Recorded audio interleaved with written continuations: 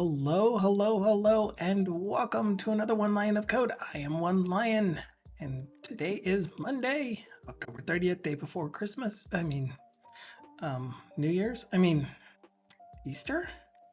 I don't know, there's some holiday coming up. Hi, hope you're doing well. Hope you're having a fantastic day. We're going to continue on with our design journey as we continue learning how to do design.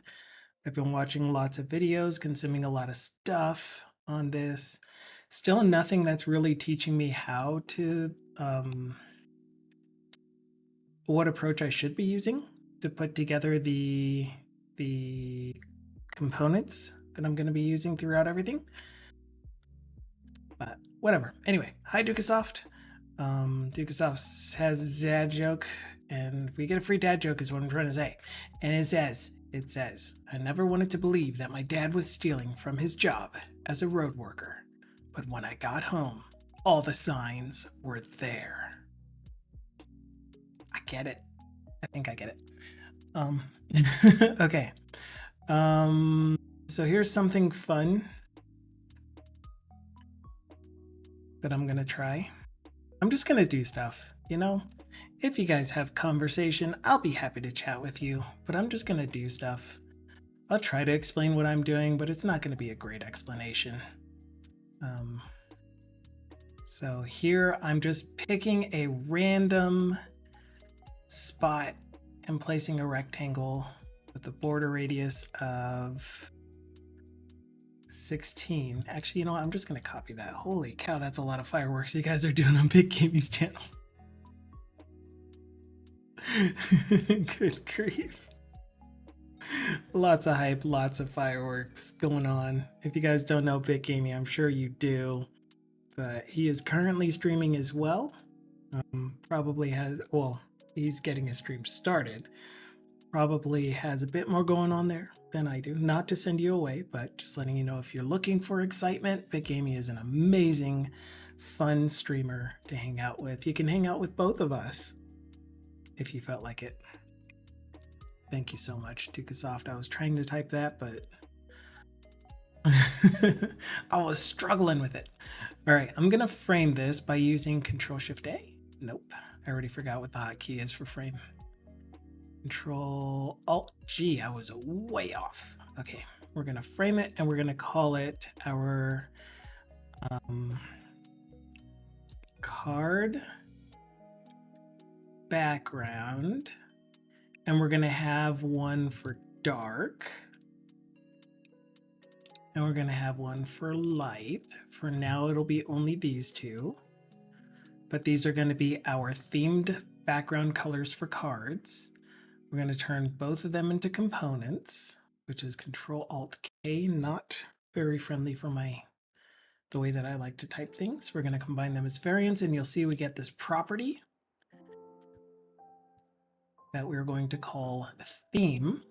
And what we're going to do is we're going to take our light background and give it a background color of some. Do I have one yet? Do I even have a background light? I do. That is a terrible color for background light. But the cool thing is, because we're using a style, we can always change the color and it will affect everywhere. Are you the border? Is that what this is? The stroke color? Yeah, stroke color is going to be text foreground, I think is what we're going to do.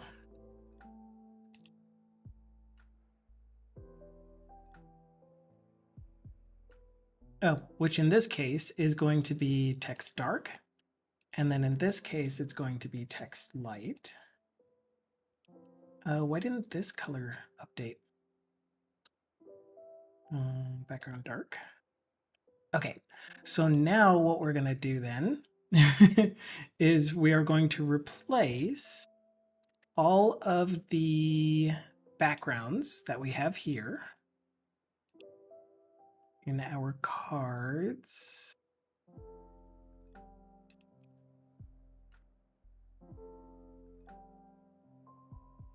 for all of our dark ones with this.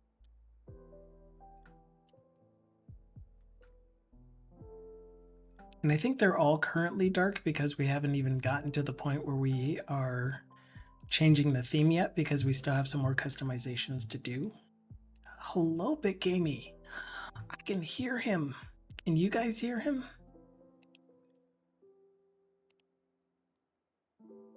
Aw.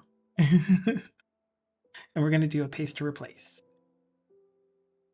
Paste to replace. Thought there was a paste to replace. I guess you can't do paste to replace on multiples, so we might have to select them one at a time.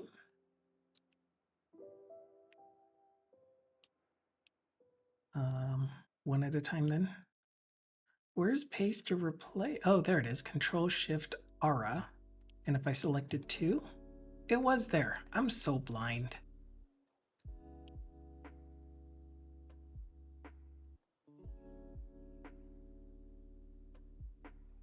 Shift Aura. Okay, so all of my background should now be this component. That way, if I ever decide that I want my default card background color to be mask color, then that'll update everywhere. That's perfect. That's exactly what I want.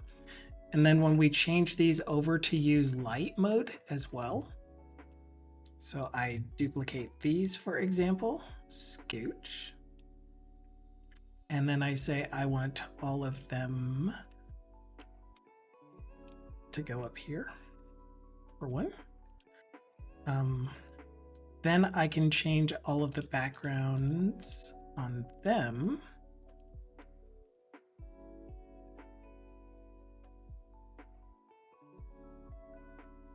Is that all of them? Nope, missing 2. We can tell them all to be light. Whoa.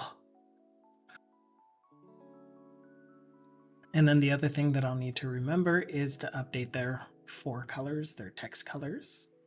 And in fact, we can just do that like, no, we can't. We can't. Yeah, we can do it like this.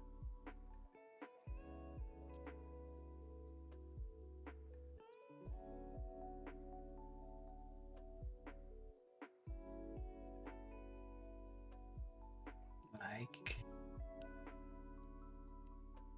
this. And instead of text light, these are all going to be text dark, and that changes all of the text colors. And then we can also change the shadow color and everything like that, and we'll be able to turn all of these into components, and then fun times, and then variants. And then when we group them together as variants, I'm hoping it's going to keep this layout, but I think variant groups must follow some kind of grid layout. I don't remember, but that's going to be fun to find out. But that's what we just did, so we know where we're going. I'm going to get rid of these until we are ready.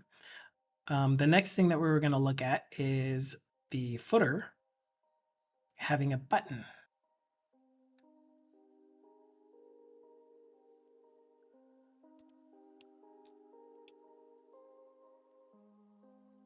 Oh.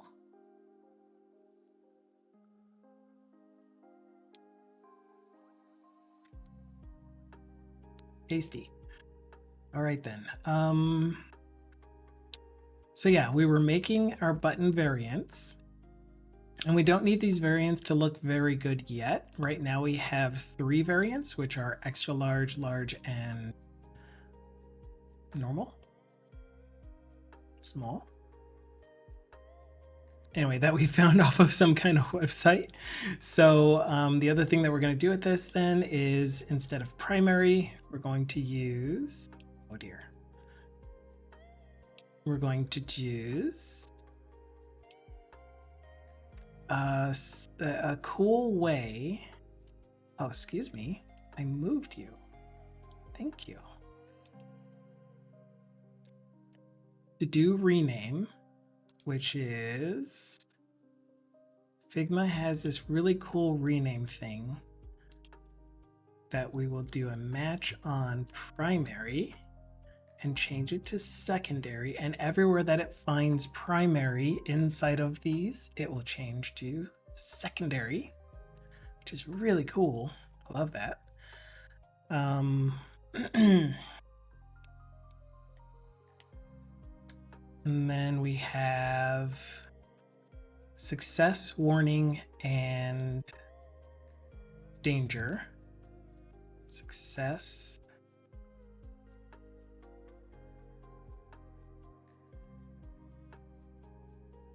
Was there a keyboard shortcut? Nope. Control R, regular Control R. So secondary is changing to, what did I say? Success. Duplicate, drag it, duplicate, extrude, move, constrain to Y, duplicate, move, constrain to Y.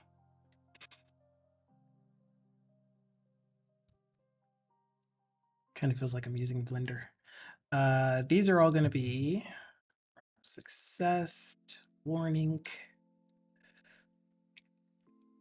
and then from warning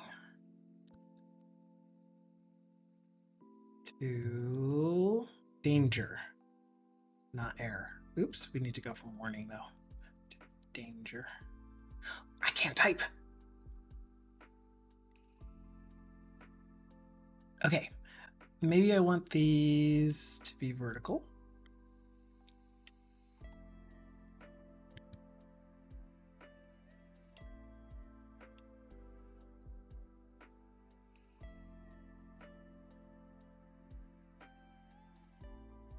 Are you guys gonna let Big Gamey stream? You should let Big Gamey stream. I think it'll be a great stream if you let him.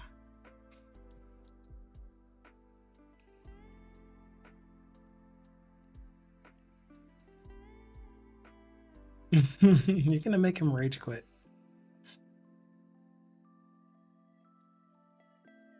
Unless that's the point, in which case that's just mean. So this is gonna be default. We need hover state. So we're going to move these.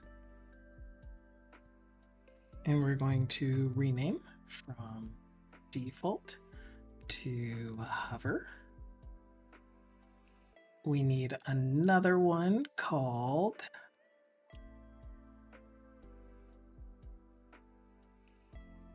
oh, it actually moved it for me.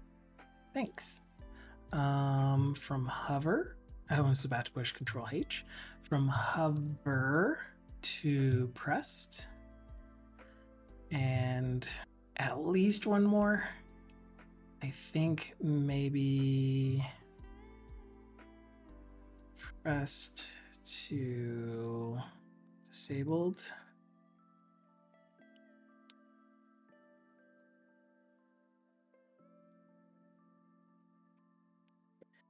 What else? What else can we change?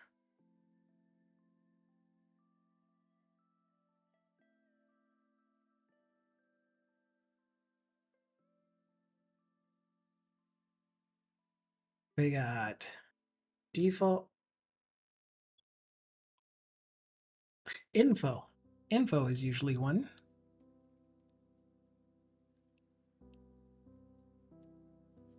Control R, danger to info.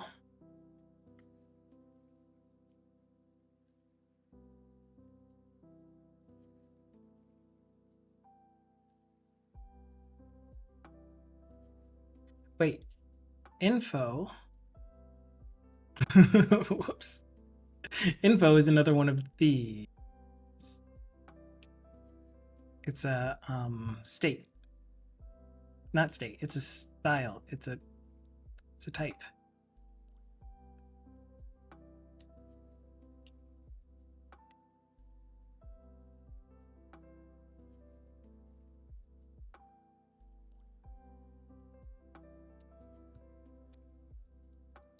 Ranger info.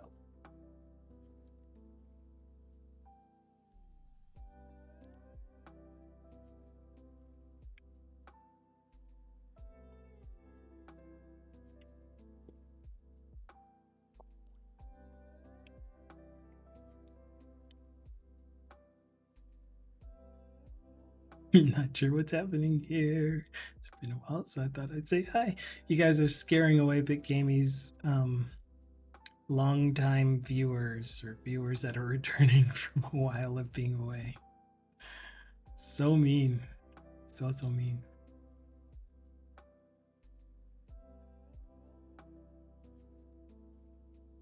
Cool. All right. So these are all our primary. And we got button primary background, button secondary background. I wonder if we can just duplicate. If we detach and then add, then we can call this button. Did I not? Oh, that is secondary. Secondary background. Ooh. Do my button primary backgrounds have to be themed as well? Like the way that I would implement it in CSS or in a component library is I would have a style that takes the essentially the, oh gosh,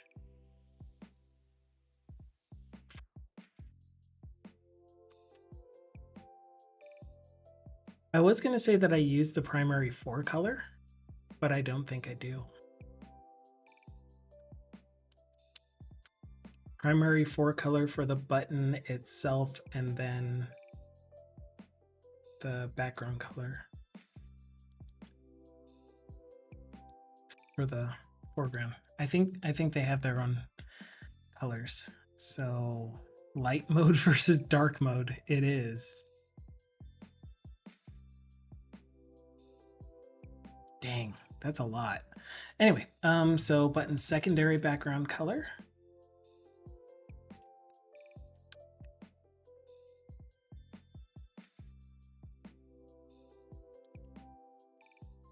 Why isn't that a color anymore? That looks more like a style. Can you give me the, oh no. Right click. Wait, what? Why can't I right click on this thing? Excuse me. Why is this being so weird, yeah?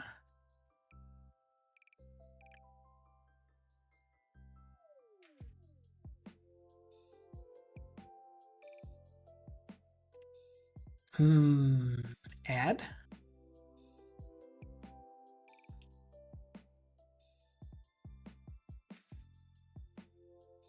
I don't know an easy way to do this.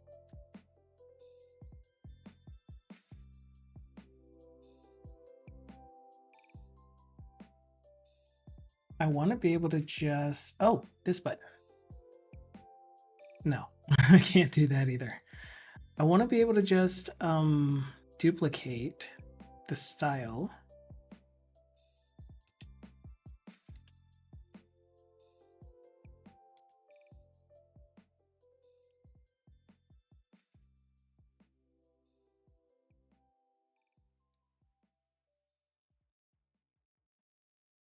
Yeah, here we go. So that's what happened. I need to be on the style column. What's, ooh, that's something that I didn't realize was a thing. Here's the difference between style and variable. Okay, that kind of changes things for me.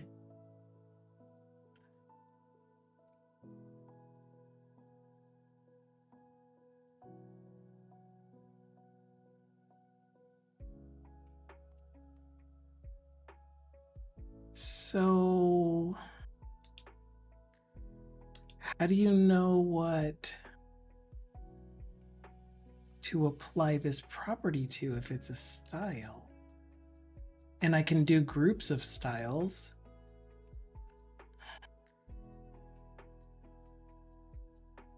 Man, that's got my brain thinking. Don't think, brain, just do.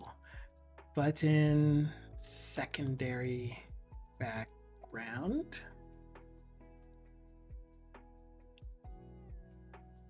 There we go. And then you are going to be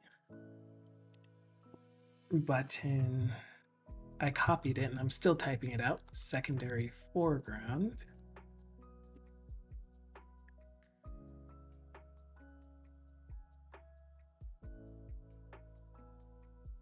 Okay, we're going to do it that way for now, but I'm wondering if I can just grab this.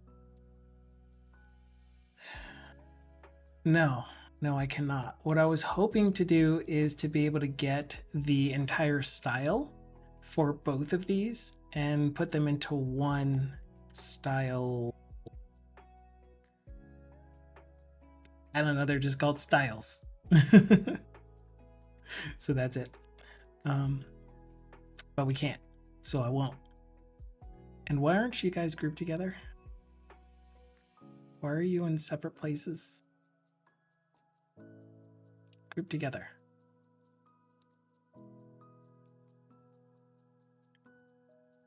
Like, really, how do people manage these? Manage their libraries? I want to go over to the HoloLens design library just to see how they have things grouped together and stuff as soon as I finish with this part. So these are going to be my backgrounds. New. And these are the backgrounds for success.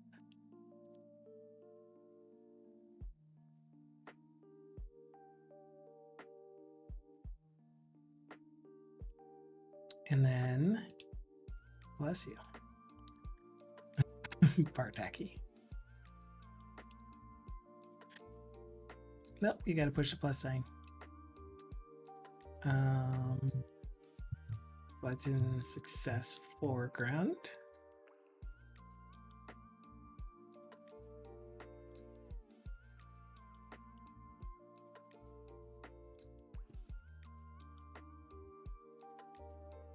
Next group is warnings.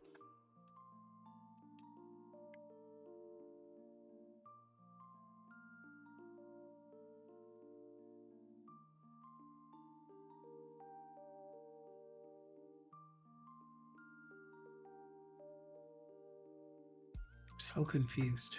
All right. These are warnings. So button warning background.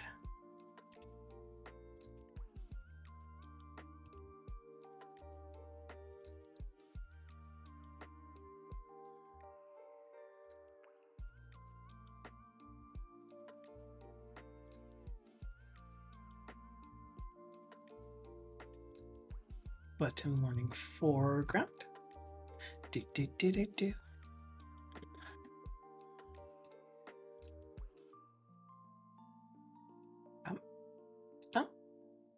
We are on button danger.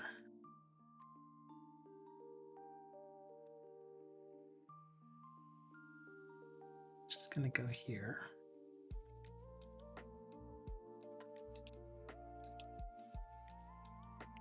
Button danger background.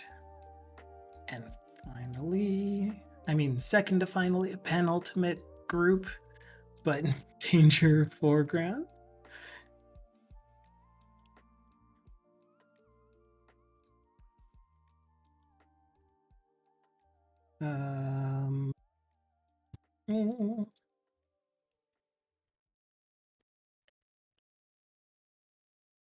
Did I actually type it? I think I typed it. Button danger foreground, button danger background, except that I made this one a variable instead of a style.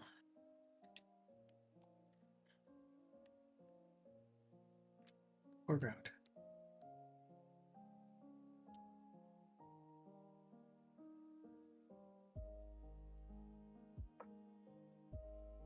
Thank you.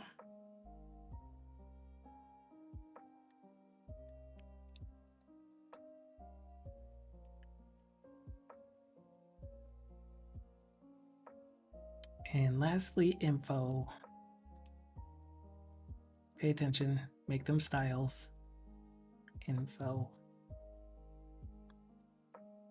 Background.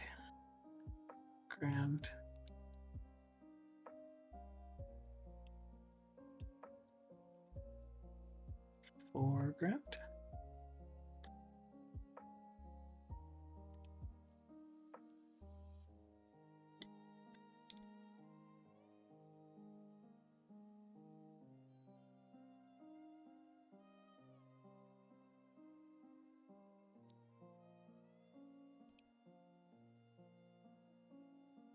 All right, so that should be everything. And then if I did this, oh no, I'm gonna have to do it this way too. Oh, how do I do that in an easy way?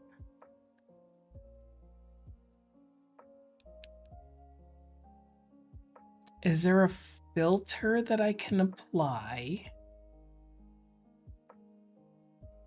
Or do I just have to make them individual styles? So essentially what I should have just done is only named the ones for this first row. Column is what I said. One by one. And then second, because these are all going to need to be named button primary disabled. Yeah, I really need to see how other libraries do this.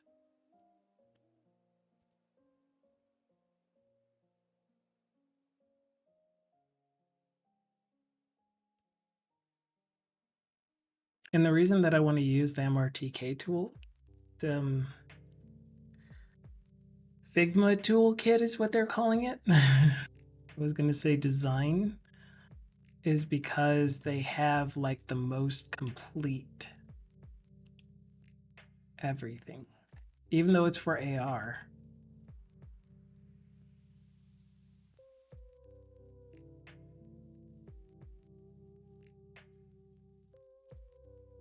So button groups.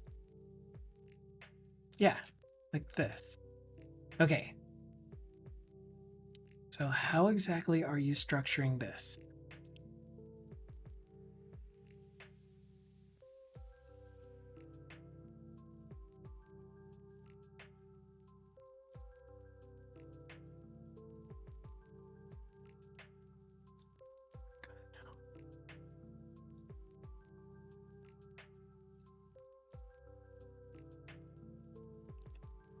Is this really covering all of the cases?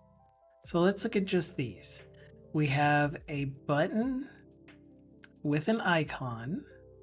So I'm assuming this is the icon.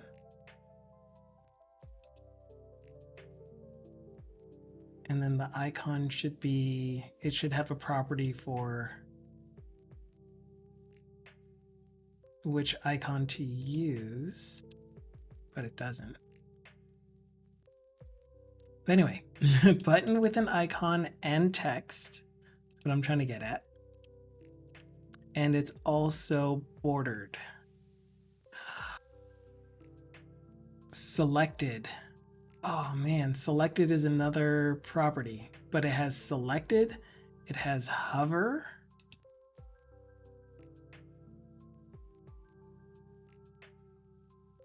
pressed, disabled,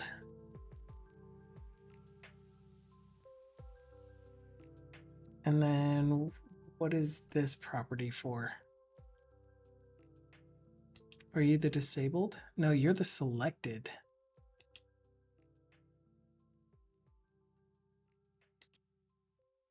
So the one on the left is the unselected. Are you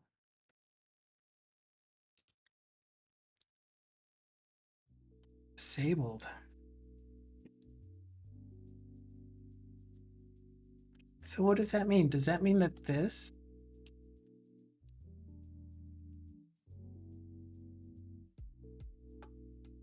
Selected, no, disabled. How? How is that a thing? It's here, it's this one. Oh.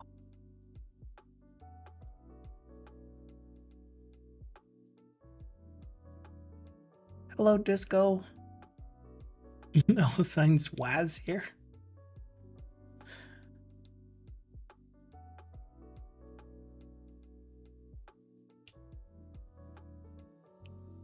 I'm trying to find a combination of toggles that they don't have here.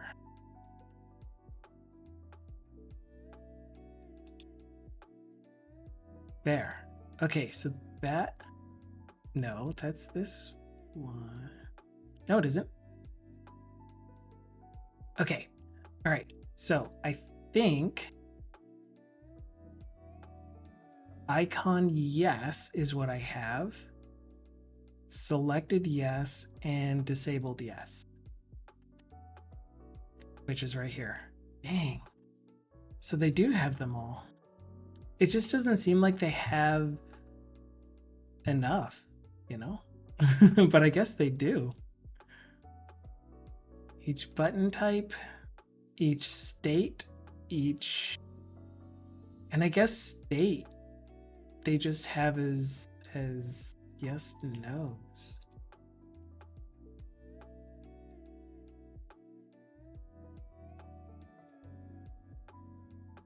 How does that work?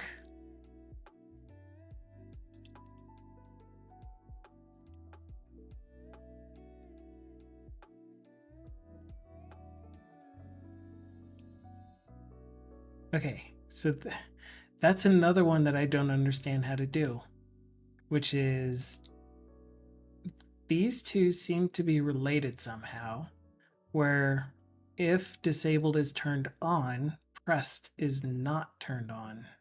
How do they manage that? I don't get it. I'm too slow for this.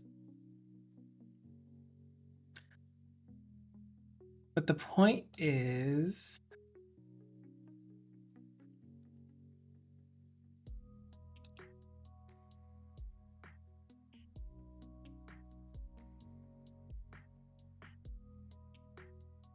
There. They're not even using named styles.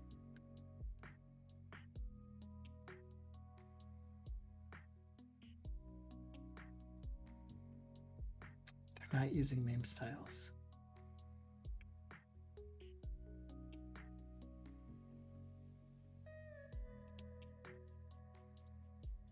What are these used for?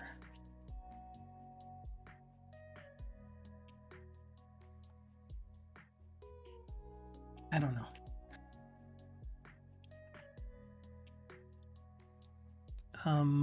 Let me put some text thingies up here so that I can remember what each of these are supposed to be for. Hello, Napalm. Thank you for popping in. I hope you enjoy your gaming goodness. This is default primary.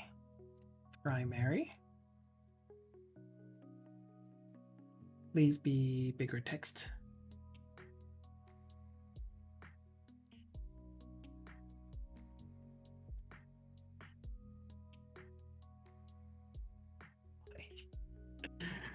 Okay. Please be bigger text. 32.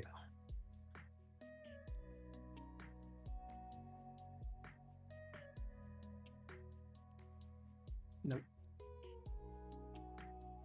Oh, come on, please. Arigato.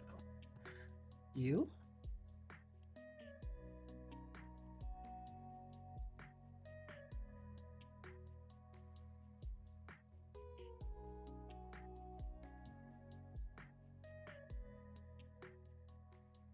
Oh, come on, you were supposed to go with it. There you go. Thank you. Thank you. All right, primary, secondary, success, warning, manager, info, select all you, tell you to be left aligned, align your left. This is good, good. And then we get a taxes that goes up here. And this taxes is going to be centered. And you're going to say default.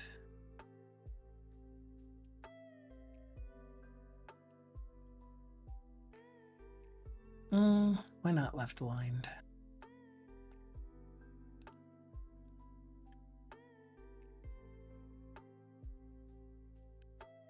Default. See my steady hands. And I said that I need one more. But the first one that we get is pressed. Nope, hovered.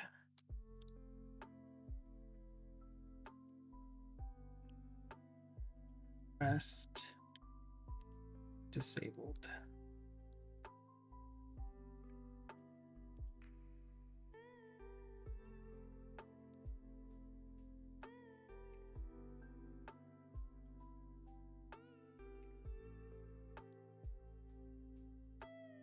Selected.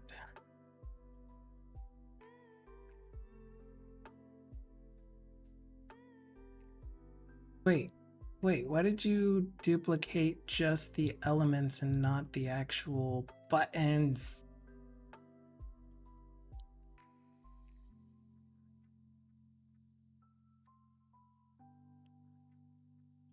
There we go, that's better.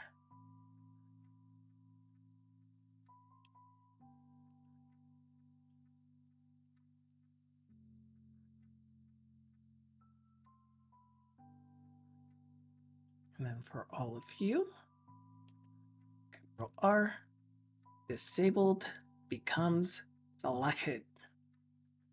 I did it. We win.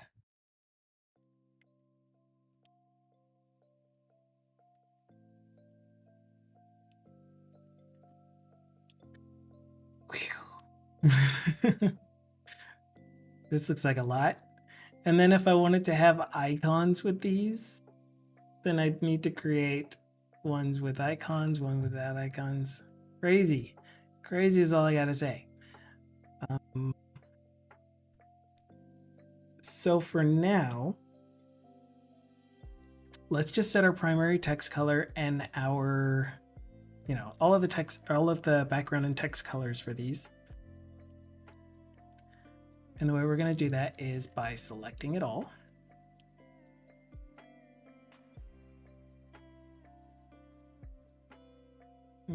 I hope that was someone else's computer. Hold on, let me check my calendar because I haven't actually checked my calendar today to see what's upcoming. And we're good on that one.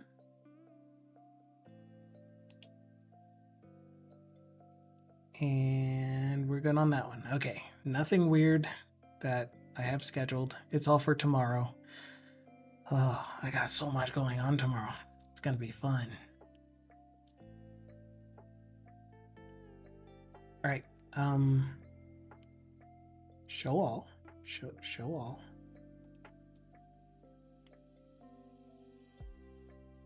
Button, danger, background. Yeah, I should be able to edit them here like this.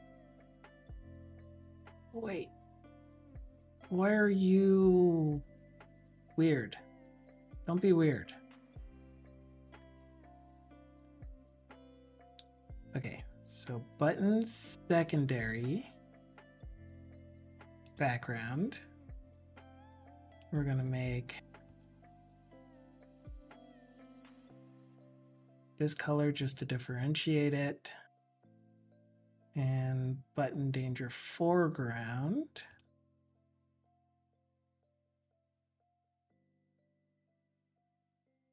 Wait, that was button warning. No, button secondary. I'm so confused. Forgive me. We're gonna make this color. What am I editing? Button success. Oh.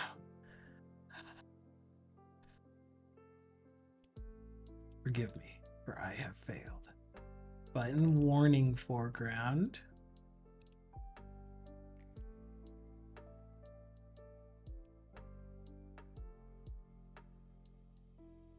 Make it all pink, obviously. Why didn't that actually apply, though?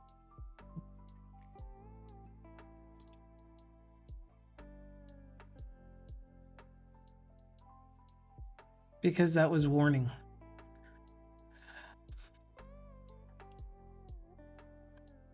I am doing really well at this. I am succeeding. I will continue succeeding. Button secondary foreground, please. That's you. What time do you want to get together? It's not going to be today, right? That's what I get for saying that I checked my calendar and we're all good. Button secondary foreground. I'm gonna get this color. I think I moved at the last second. There we go. And now I can see it.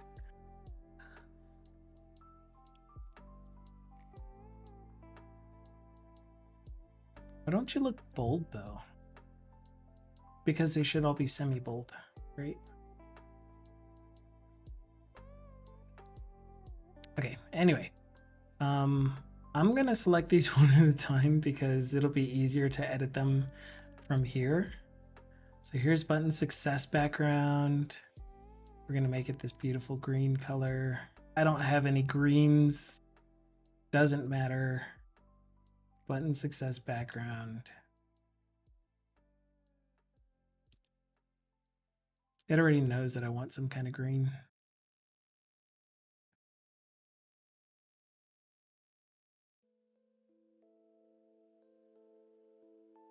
I wish it kind of told me right next to it what the contrast is.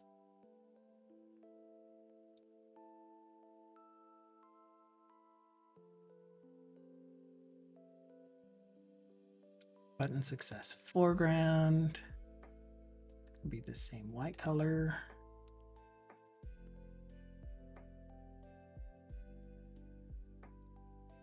Or it's not really white, it's blue, off blue white, blue white off.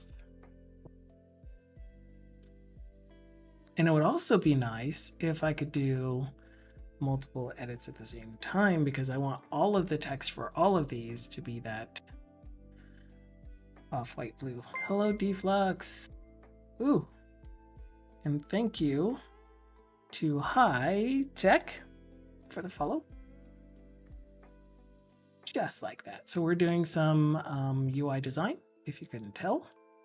It's over 9,000. Sure is. Oh, I need to figure out what time these guys want to meet. You mean you want to be productive as satellites? Max, no, you never told me. You never told me you were so much of a comedian.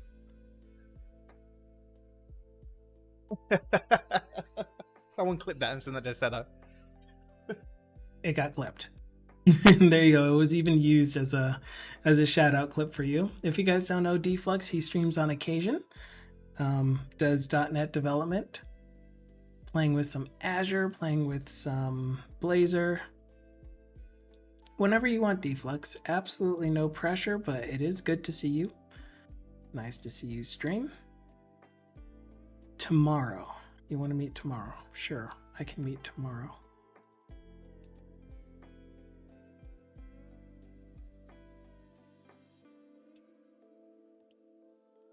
Yeah, sure. Why not? And hello, Mesmero. Sorry, I was just, I got a work email calendar invite for something that someone was trying to schedule for a meeting. And I was making sure it wasn't for today. And it wasn't. So thank goodness. really, really want to do HoloLens Dev. Me too, but I cannot get it to jive. I probably could if I was able to consistently sync in the hours required to get it to jive, as you called it. That's weird. So I'm using this kind of orangey color for my secondary. You can kind of see it here. But that's also typically the color that's used for warning buttons. Do I really want to use that orange color? We'll use this one as our warning. It's not quite yellow and it's still orange enough. Or it's still different enough from this orange that we can differentiate it. So background. And anyway, for anyone that's new here, what we have been working on this stream is an app called the Financial Management Tracker. We're just doing it as a stream project. You can feel free to check it out on my... Didn't you already do a command before? I could have sworn that I started my bot.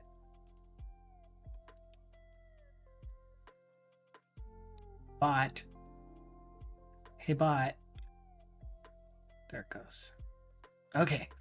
Feel free to check it out on GitHub. What the intent of this project is to show what a real world development process would be like.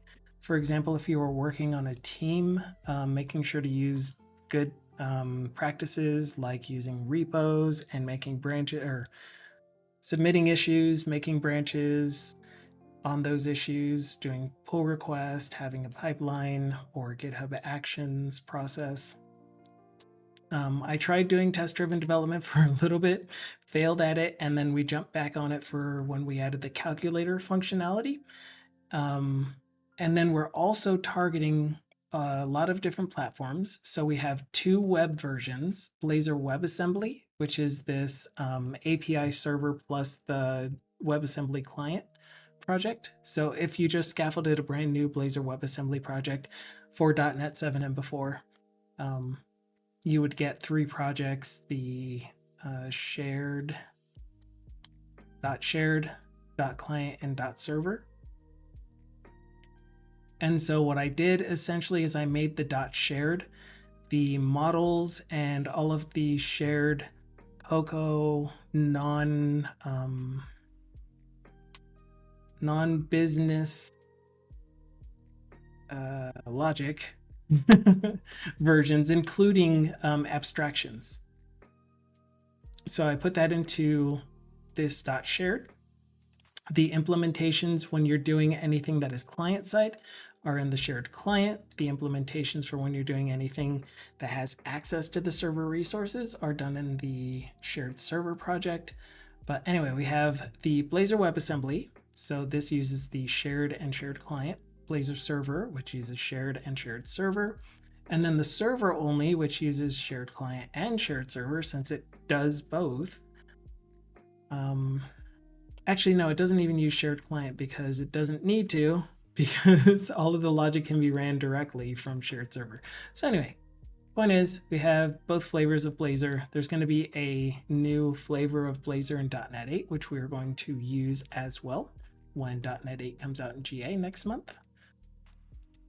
We also have a MAUI project, which helps us to target Android, iOS, Mac, Tizen, and Windows. But to be more specific to Windows, I also have a WPF project that targets Windows. And all of these use the exact same user interface. So I have one Blazor component library that gives me all of my pages, all of my components, except for reusable components that could be split out into a separate NuGet package that can be used across multiple applications, not just this one. So yeah, so that's my project structure, my solution structure. On top of that, we do have a database backend, and I put that into a separate project or set of projects. For me, these would typically be in their own solution, in their own repo. and I would manage them separately, have them generate NuGet packages so that each version of the app will have a versioned version of the database projects. ¿Qué más? Oh, the localizations I decided to put in one project as opposed to having the .resources in all of the various places. Although there really is only one UI project, so that's the only place that would get the localizations. But I still have it in its own project, just in case maybe we have a WPF UI that has special, or window that has special text that still needs to be localized, then that text can still borrow from shared localizations. Is there anything else? I think that's all of the projects in this app. The app itself is a financial management tracker that is intended for whoever clones the repo. Right now it's not hosted anywhere. I haven't had any plans to host it anywhere because of the database backend. It would contain financial information and I don't want to be responsible for trying to safeguard that. But you can clone this to your local machine. Choose one of the application types that you feel like seeing it in. I'm going to do Blazor WebAssembly real quick just so you can see it. And so I'm running it with .NET Watch. First thing that you would want to do though are the EF migrations. You can either use command line using the migrations project. So cd into the migrations project and then do .NET EF .NET EF update database. I don't know what it is. .NET EF database update. .NET EF database update. How do we do that?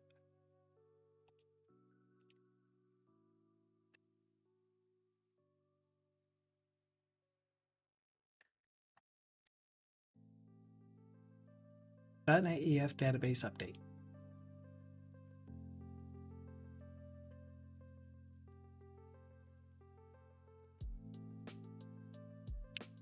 Or you can use the package manager console in Visual Studio, which is my preference.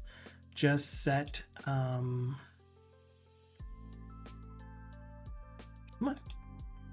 set this drop down to be the migrations project, and then set the migrations project to be your startup. And then you can just do update database. And I'll do it now so that you can see there are no updates to the database, but this, you see it running.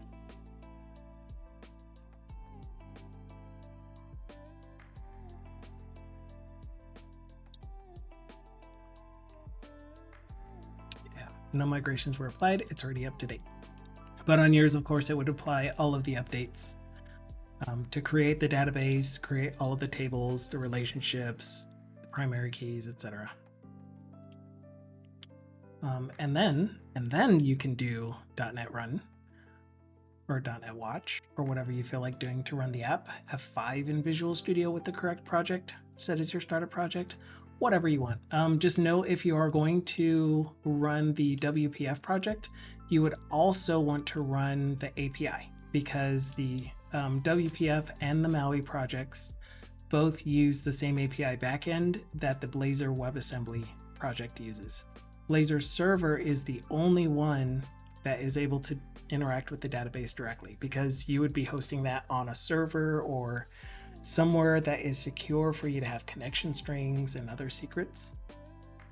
But since Blazor WebAssembly, Maui, and WPF are client-side applications, then they use an API to communicate with some backend, and that is this API backend to do all of those database things. And just so you can see an example of one of those, all of my controllers are pass-through controllers. They'll receive a request and then pass that on to the actual server-side version that does all of the database stuff. But yeah. So if you do have any questions about how that works, please feel free to let me know. I do have a few issues on GitHub that are open for anyone that feels like tackling them. Excuse. So this one is already being looked at by someone. And then there's all of these with the help wanted tags. I do plan on doing them eventually, but they are there if you feel like helping.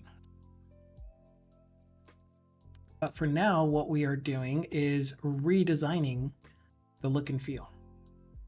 And we're going through the actual design process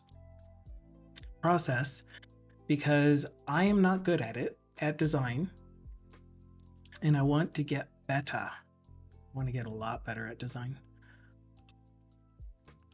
And so I'm using the tool, a popular tool, Figma, for doing design. And hopefully I'll get comfortable, familiar with it, and just be able to burn through it eventually and create some really, really good designs. I mentioned before that I was watching a whole bunch of videos on current styles, current website designs, and I did get some really good ideas about how we can improve this one. I guess I didn't actually show what the app looks like. I just kind of started it and then moved off of it. But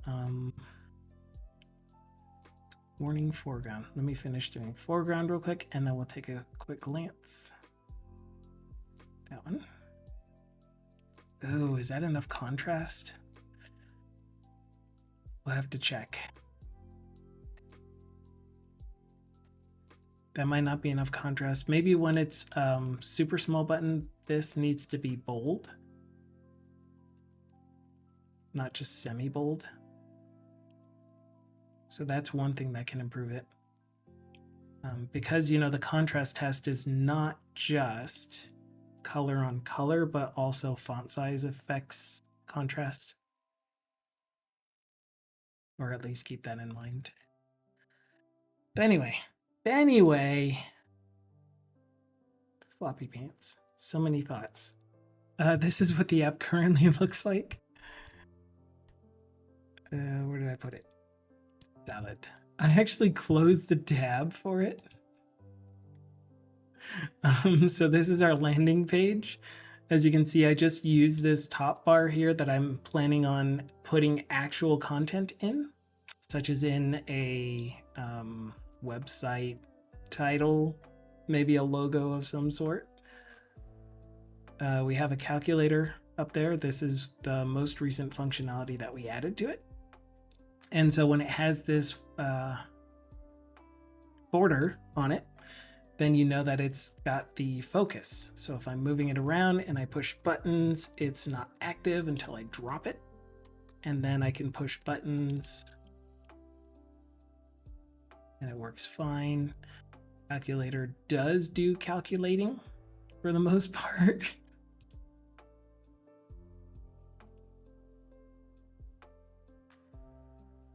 Ish. It's kind of a calculator. You can push Control-C and get the value back immediately without needing to select this. But if you wanted to select it, you should just be able to click at the end, copy. 10 key works, number keys work, minus, plus, divide, times, escape to do clear, or delete to do clear, escape to do clear all, backspace to do go back. All of those things. Period to do decimal. I think I used tilde. No. What did I use for negate? I don't remember what keystroke I used for negate.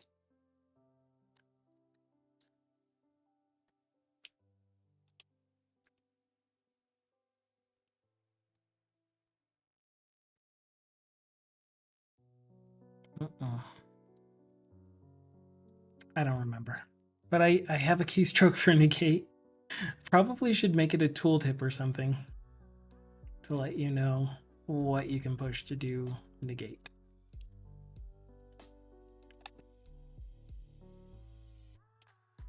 Yeah, that's that. Any questions? No? Good. Button Danger. Let's update the background color for Button Danger. And we want the background to be this beautiful Ducasoft pink.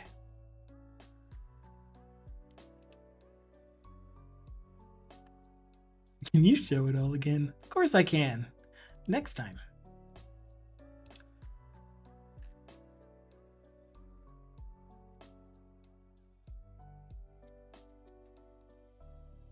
Edit. Oh, hey, I can right click on it suddenly?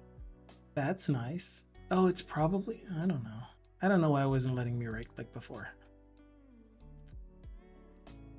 But if we go with this, there we go. And then finally, info.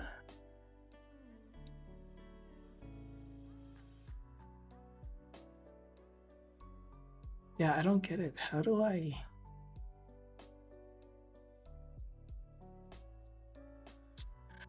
Oh, that's a good idea. That's a great idea. Thank you, Ducasoft. You're such a genius. Man, so good having you on the stream. Our info button is going to be one of these beautiful blue colors. Probably this one. Or this one. One of these two. We'll find out which one after we set. Well, let's set the foreground color first then. Button info foreground is just going to be the one that we've been using this whole time.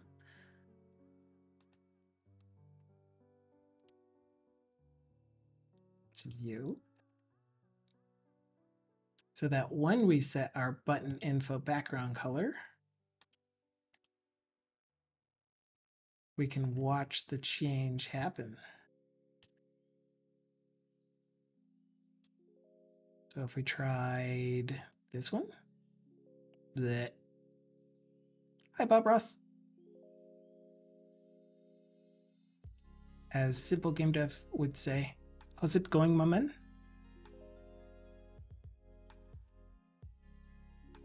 All right.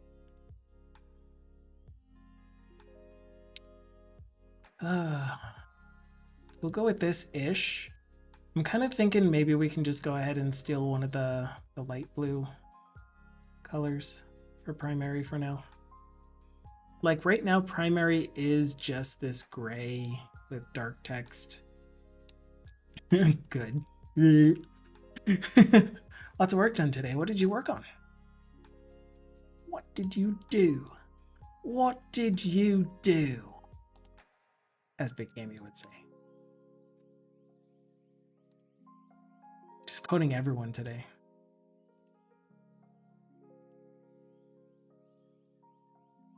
Check out Discord shared any. All right, I sure will. Let me pick a foreground color or a background color really quick. And then we'll hop into shared any, figure out what this thing is. Go with this. Not enough contrast.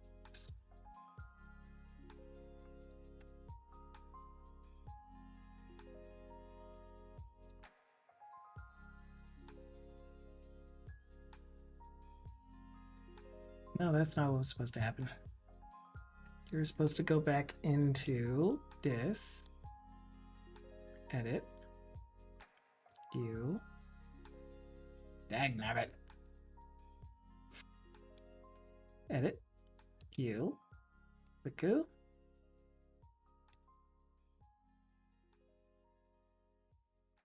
Yeah, we'll go with this one for now. It's not a great color, but they're all muted colors. Blech. All right. Okay. Discord. Do we have a Discord?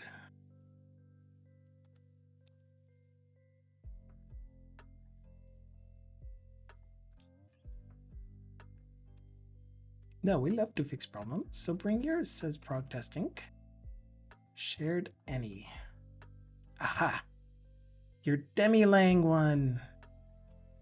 Yes. All right, so we got a good README, good-ish README. Anything you want to talk us through?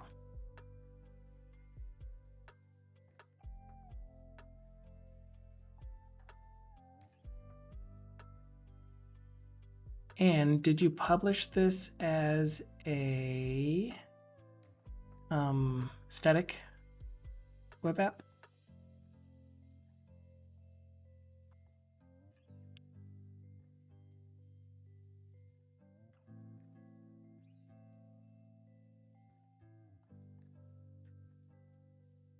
Because you were working on a website for it too. Oh, is that what this is?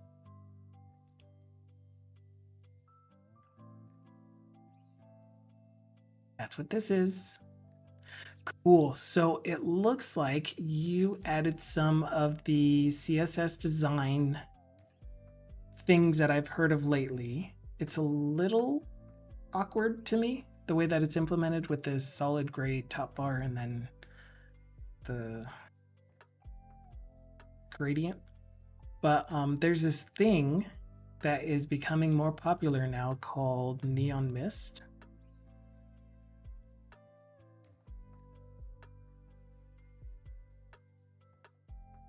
And so that's essentially where you have some kind of glow around various elements, not necessarily text, but just things that you want to draw people's eye to. And you can use it for whole backgrounds too, almost the way that you're doing it here, but it would just be in various sections of the background as opposed to a full gradient.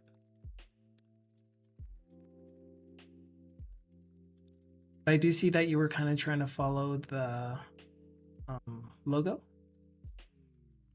just inverted. And I assume that if you put the green on the top left, it was messing with this button. Yeah. I should have a glow around my face. You mean like a halo? One thing about animated changing sizes, I don't know if you're still listening, but one thing about animated changing sizes, try not to move any of the other elements. So to fix that, you would have this button inside of a container that is the maximum height that the button would grow to. And then I guess maximum height and width. And that way, when you hover over, it doesn't look like it's moving at all. Moving anything else. It's just kind of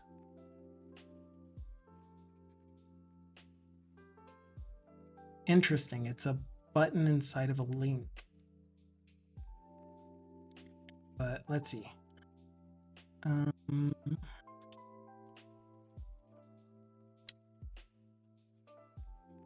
What is your computed height and width for now?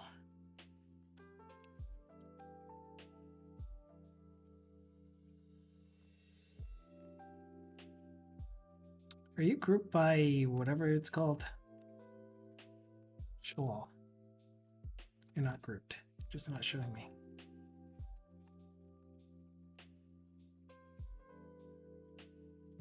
Height 38 pixels. And width is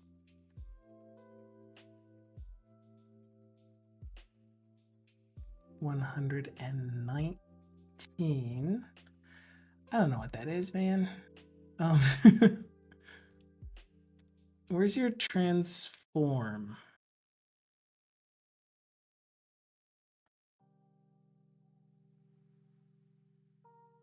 We got a color transition.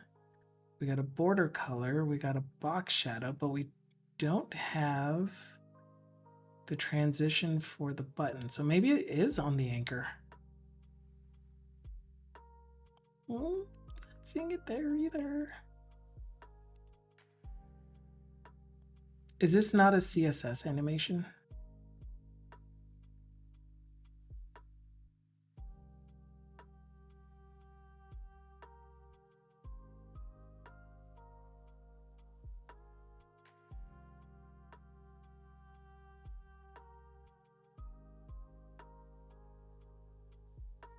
Might not be a CSS animation. Oh. Oh. Or it could be in mine somewhere.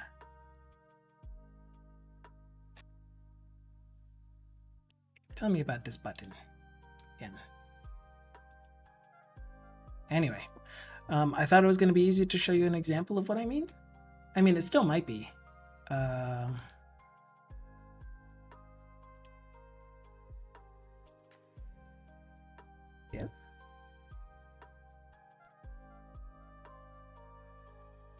If does not matter. What kind of matter is this? Does not matter. Okay, so we have this does not matter container that we're going to make. No, put it around too many things.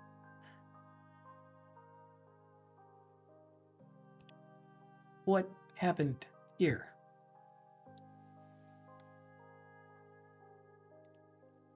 I broke something. What was that? F5.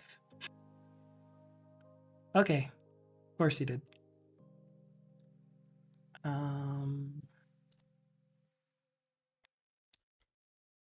Just watch the video back. You'll hear it. Class equals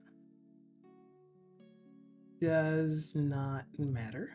The only main thing that I'm seeing that could use some work is this button, the way that it expands and contracts. It's moving everything. And typically with UI, you don't want things to move around as you try to interact with them. So one recommendation for this is to have a container on the button. I didn't even see where the button animation is set. It doesn't look like it's CSS. I could be wrong though, but it really didn't look like CSS. It could be JavaScript. But if we did display inline block, then that puts it back where it was. We will give it a height of, what even is your base font size?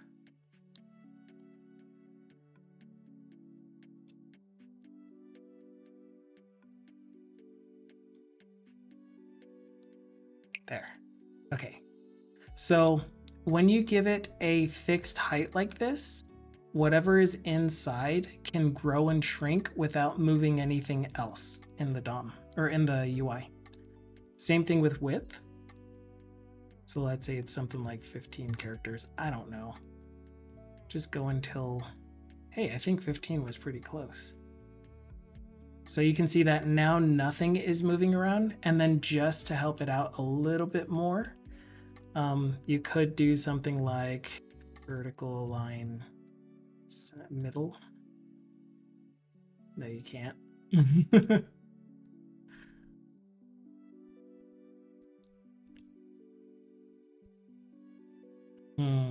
It's because the anchor itself is. Maybe if we made the anchor display block.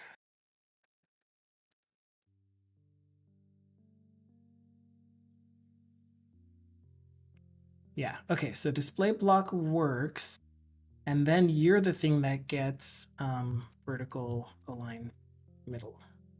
Dang it. Why isn't the button center? Oh, let's do it like this instead. This is a lot easier. If you're trying to center a thing, don't use vertical align. Use display flex, and then align items center. Oh, come on. Oh, the button has margin and padding. All right, margin 0. Why does it still have a, why isn't it centering?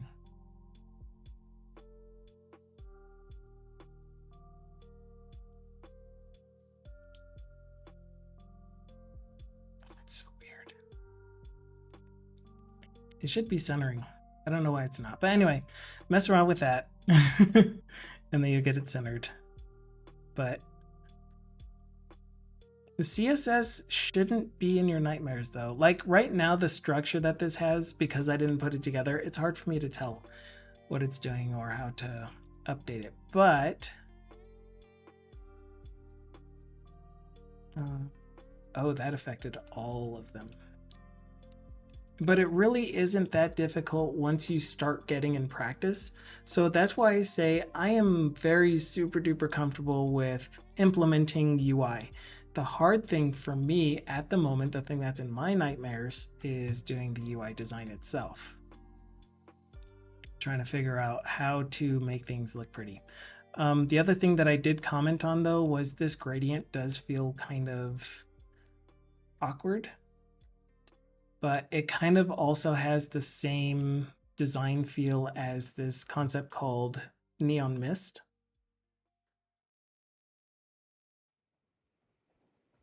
Which is where you highlight certain elements or certain sections using this kind of neon glow. And it doesn't have to be text, it could be buttons, it could be just areas of the page that are interesting. So you might benefit from something more like that as opposed to just this straight gradient. Because if it feels awkward to me because of this solid color nav bar. Yeah, there's a lot of JavaScript, I'm assuming. So you can see where the clipping is being generated after some kind of render happens. So it starts off square and then you get rounded corners. But I don't know if that's purposeful.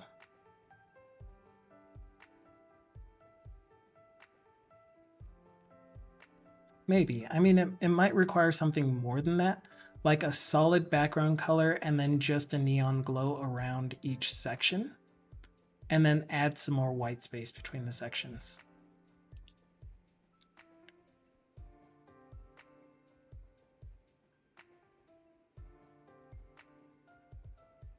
Yeah, like this up here should be in its own container. So we have container, and then we have like main, and then this could be an article class container, and then a section, and then another section, and then another section. So this is article.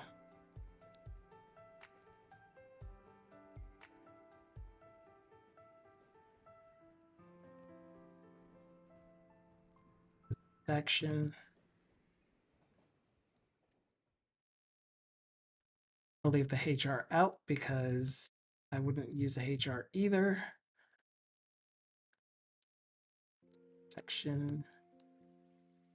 Oh wait, now you can be a, I'll fix that one in a sec.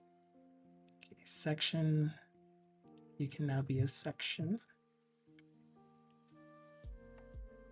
And then you can be a section. And then you can style sections to have maybe a margin bottom.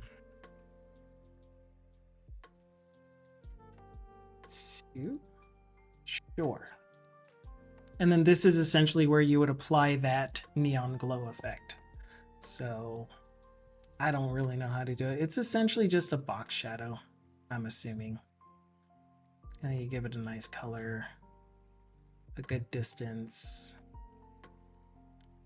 Actually 0, 0, and then a good feathering. And then maybe border radius.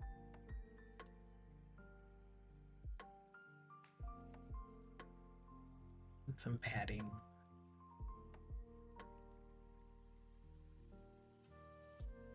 And you give it an actual good color, not just some random color that I gave it. And then of course it gets a border color. I think that gives it the neon and then an inner glow. And I think that's how you get this effect.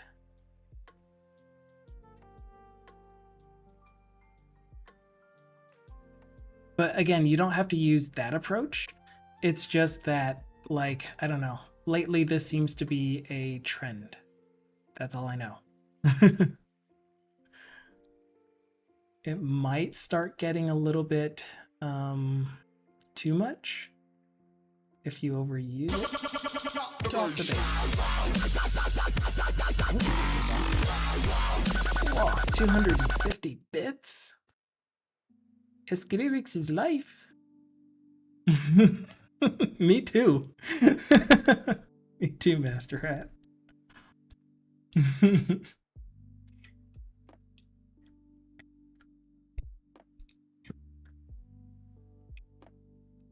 But I think that was the point.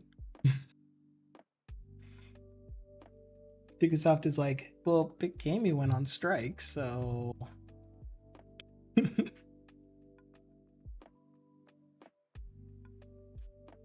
I focus more on the functionality of the website, like the documentation, search, etc. Making websites look good ain't my thing. That's what I used to say all the time. And now I'm like, okay, I've gotten to a point where I want to get better at UI UX. And so that's what we're doing here. Yeah, and now that I'm looking at this, this color is way too close to this color.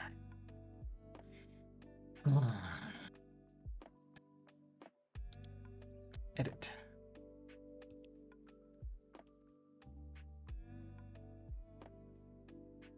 And that's too bright.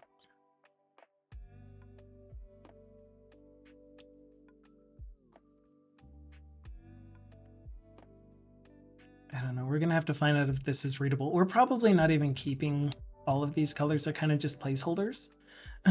When did I set you to a different color? That's weird. Yeah, I can already tell at least, I don't know. How do you look at 100? This is close to 100.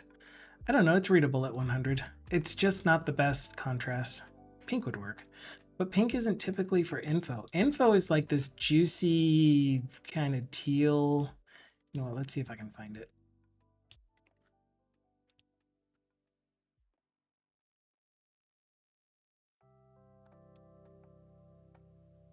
Yeah. Nums.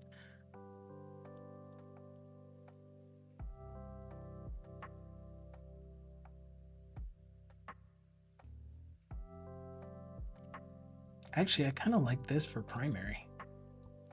I don't know. Whatever. We're running with that. Depends on the info, I guess. True.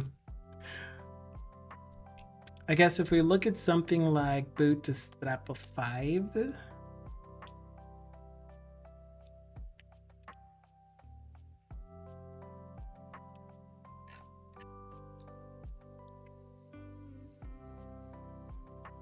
Yeah, you can... Wow, it really is this really bright blue. So what 4 color do you put on that? Put on that. Where's buttons? Can I see your components, please? Components.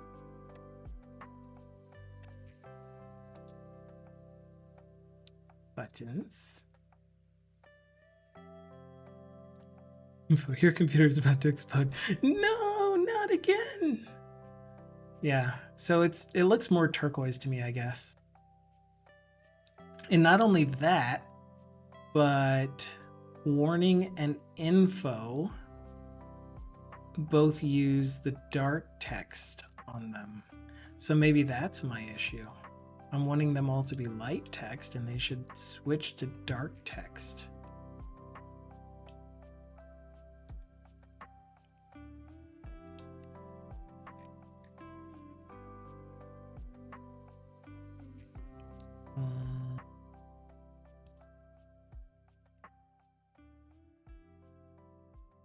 Come on, Masu. Cooperate with me. Give me the darkest color here. Thank you. And can I have this, please? Thank you. Yeah, okay, that makes sense. And then we can make this the color that I wanted it.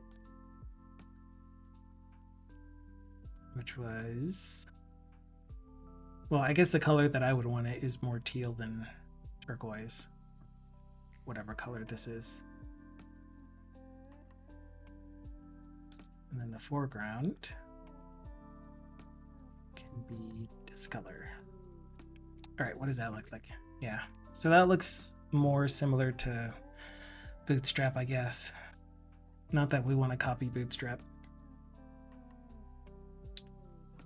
Yeah, definitely bold. One thing that might be missing from a lot of these, so right now the font weight is semi-bold and it's still kind of hard to read. So maybe I do want the font weights to all be bold.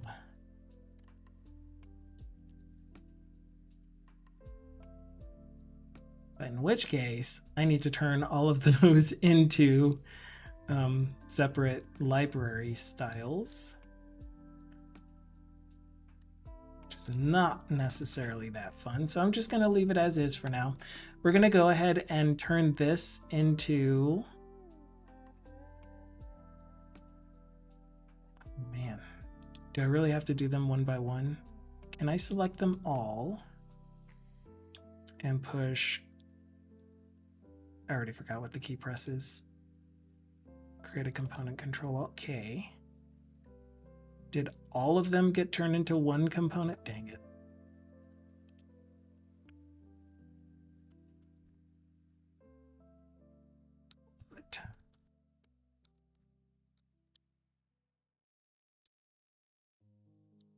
If only there were some automation tools that could repeat keystrokes for me.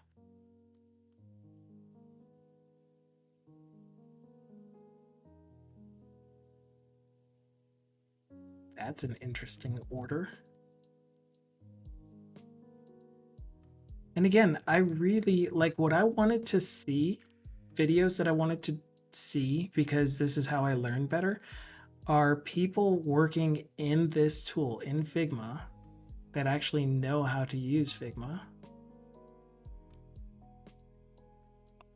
So that I can see what kinds of things I can mimic. Like, do they really go through and create all of these components the way that I did? Or do they turn them all into components first? And now that I'm thinking about it, this makes more sense to do. And then do all of this duplicate, duplicate, duplicate, duplicate, etc. And then is there a way for me to make just 4 different color schemes, or however many I have, 6 different color schemes, and then apply 5 different states to them without needing to make 4 or 6 times 5 components?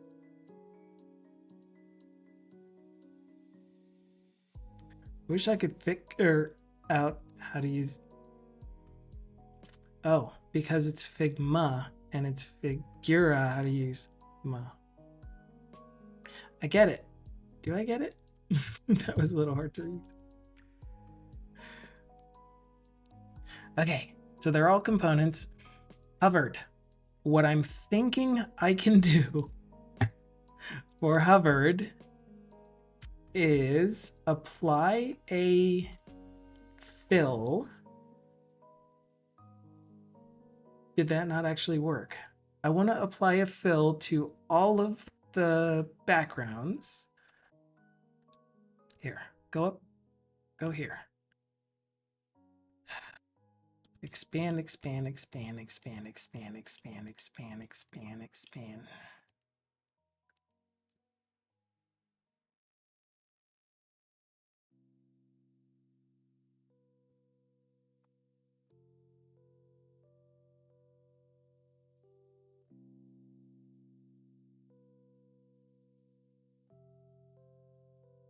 How many hovers are there? 3 times 6. All right, so hopefully I have them all selected. Add. This says to replace mixed content. I don't want to replace the mixed content. I want to enhance the mixed content. Do I really have to do it one at a time? I don't want to do it one at a time. Did fill apply? Yes, and his resume, his CV was quite. It was just quite impressive was the word I was looking for, but I couldn't figure out how to use my.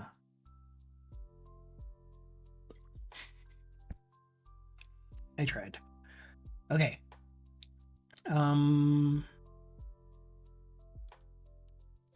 don't want to replace all of the styles. That's the thing. I want to, for example, let's say that I only pick these 3 backgrounds. I want to add a layer and a fill to that layer. I have to do them one at a time.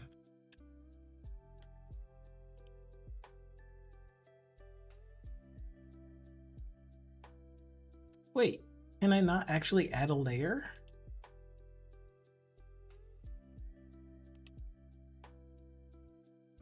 Why can't I add a layer?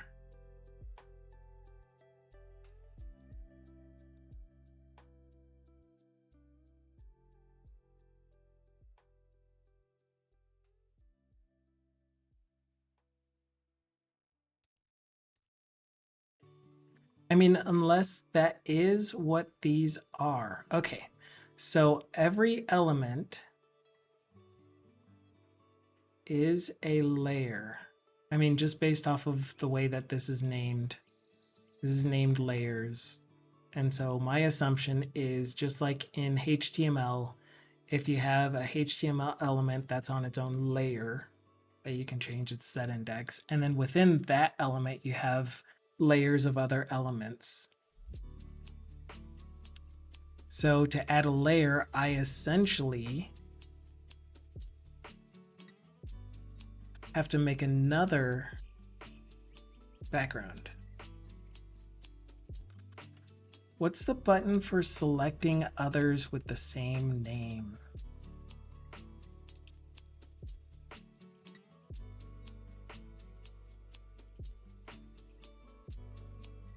Figma, select objects with same name. Select by name is a powerful plugin. It's a plugin? I thought that it was built in.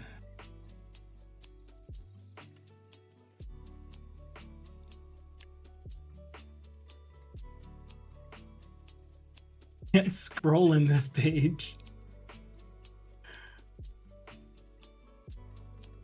Wow. Guys, I found a bug.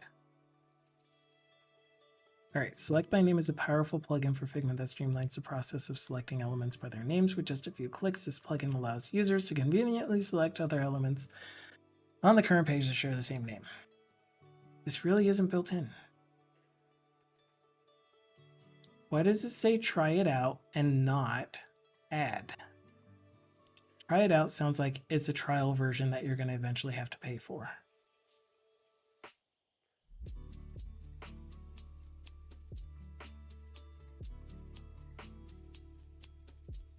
Did it add it?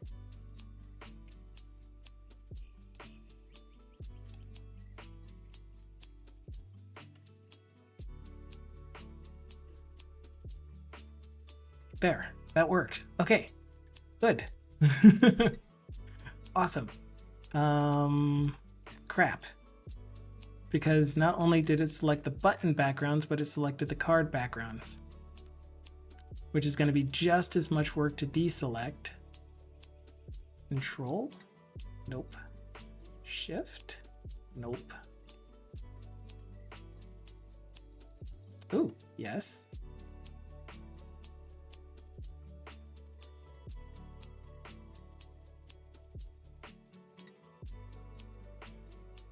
No, how do I deselect? How do I deselect? I'm trying to deselect.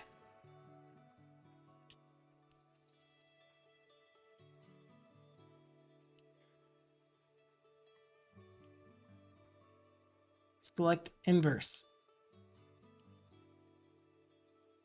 This is not gonna work. It's too much. Too many.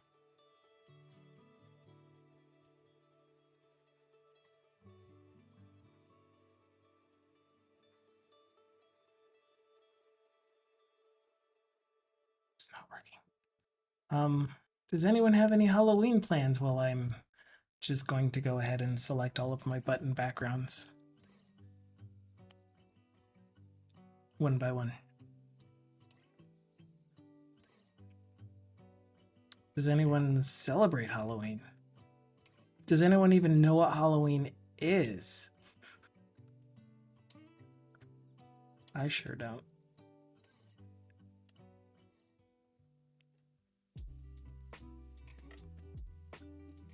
Clicka, clicka, clicka, clicka.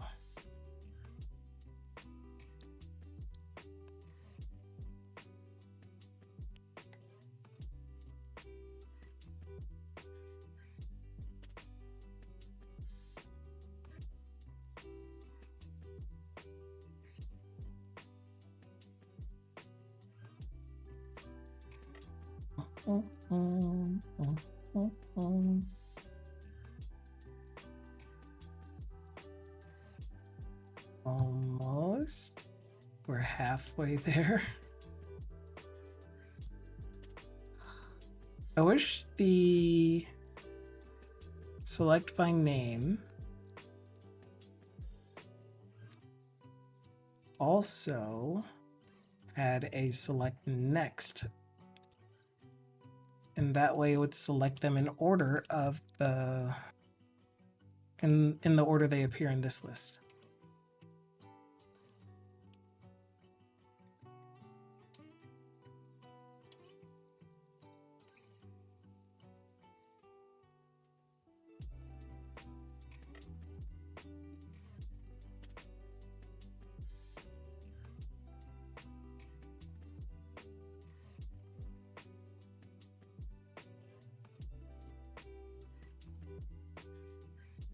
Yeah, I really don't know if that layer means what I think it means. It's not like a layer in Photoshop. It's more like the opacity and layer properties that you apply to an image, I guess.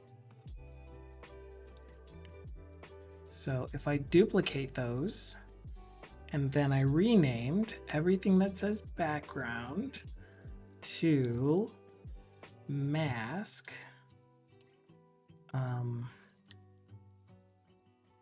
Background mask? Sure. Then it should only rename the ones that are selected. Good. That is going to be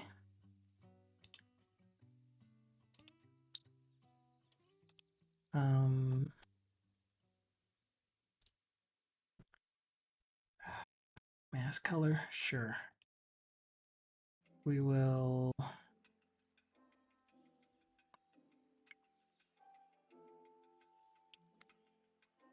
yeah, I want it to be a lighter color. So let's ungroup, choose a lighter color, such as in this lighter gray. We'll have them all lighten and then have it be a less opacity effect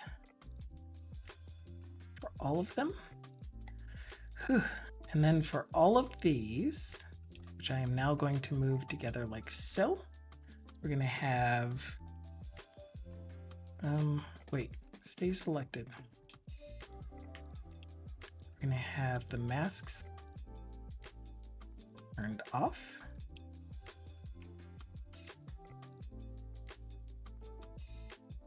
I don't know what just happened.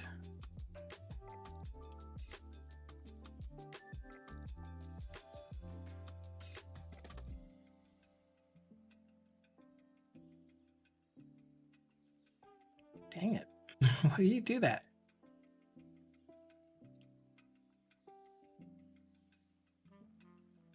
Why you do this?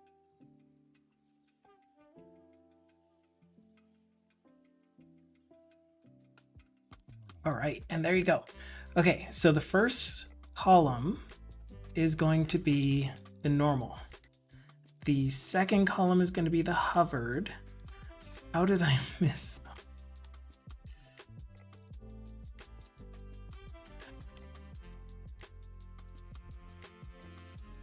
Dang it.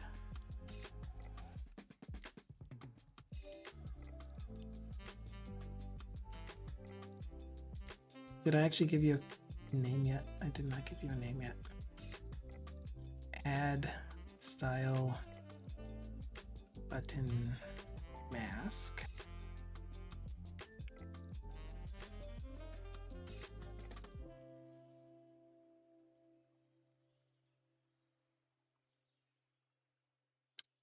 Yeah, that's what I want, right? Nobody knows. Button mask. Change you to lighten and 50.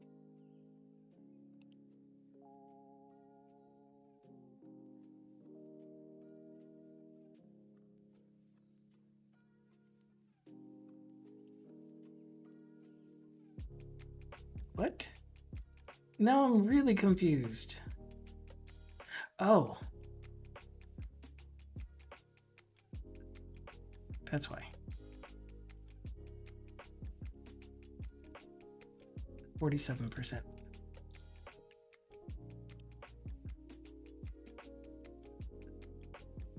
Got it.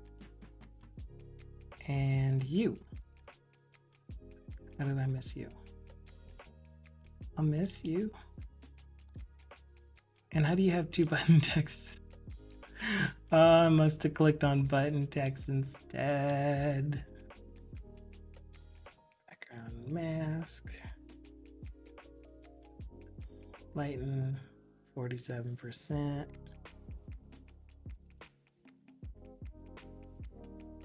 Oh no. Oh.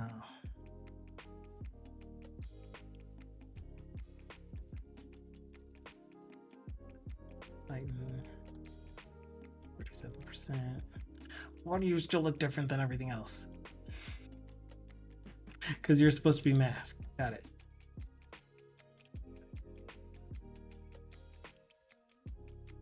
Background mask. Okay. Okay. Okay. We're close. We're close.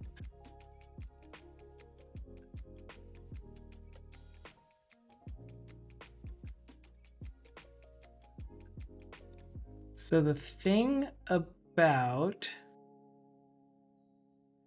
hovered text or hovered buttons is they typically get lighter, and then when you press them, they get darker. Is that true? And maybe it gets a border color too. Excuse me, are you hovered? You're hovered. Yeah, so I think they also get a border, typically, and they get lighter. But then why does pressed look the same color with a lighter border?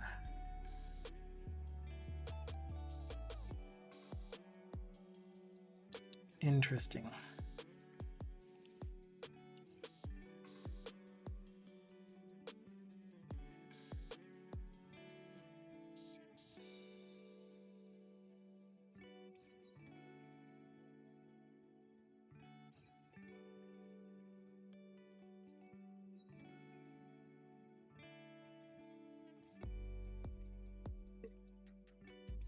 Feels like an eye exam. Read the smallest line you can.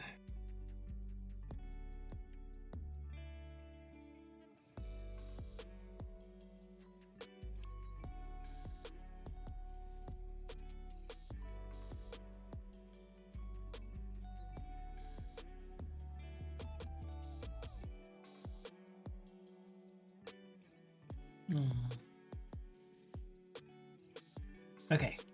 Hovered, back to you.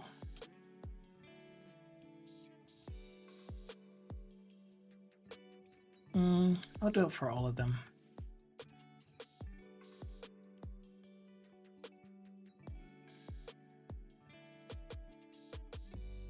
Why? No, because I gotta, yeah. So that's why I selected all of them. So select all by name. We're going to give it a struct No, we are not going to give it a stroke.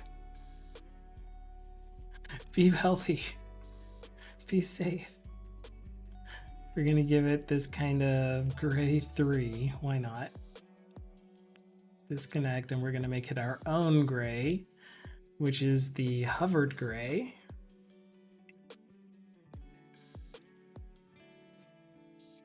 No, you actually need to push the plus sign. Hovered gray.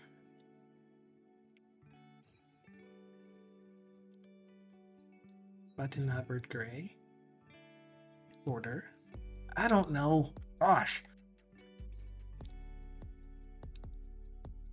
And then we're going to make a new one based off of this called button pressed border. And then we're going to make a new one from this called button disabled border.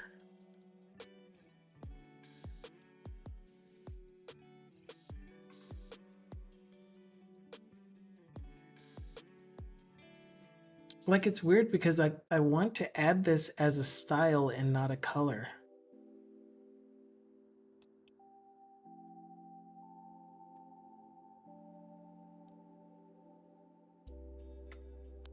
But anyway, doesn't matter. And then we're going to make one more called button selected.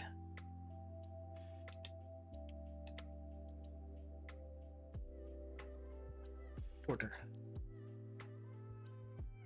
Okay, hovered, pressed, disabled, selected. Hovered, pressed, disabled, selected. Good. And then we're going to set all of the backgrounds for these here.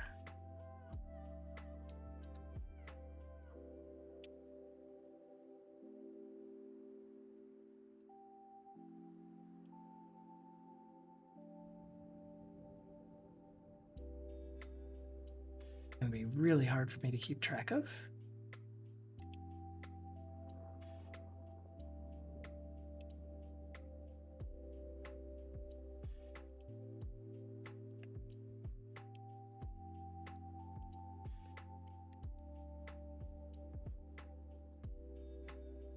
And it looks like it's only selecting things in this column, so that's good. No. Wait, that was the top. Good. All right. So you are going to get button hovered border. Okay, good. It did actually do the style and not just the color. Wait, no, it did just do the color. How do I make the whole style including thickness? I don't know. I don't know, man. Cotton.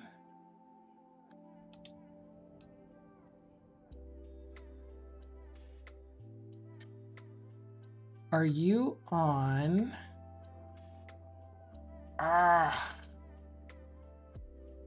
Dang. You can't be on the this layer.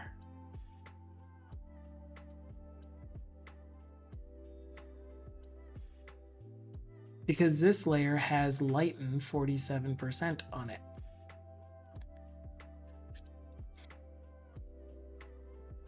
No, that's terrible. Does it get a new layer? What do we do? How do I do?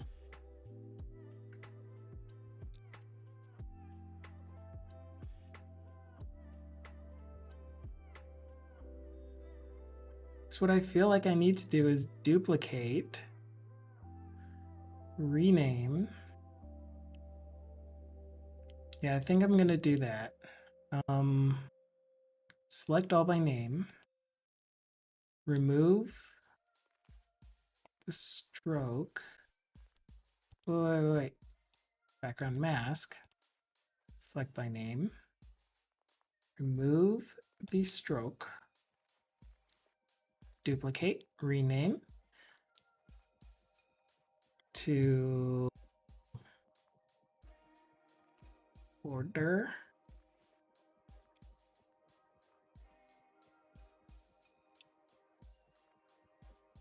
Have you be pass through 100%. no color.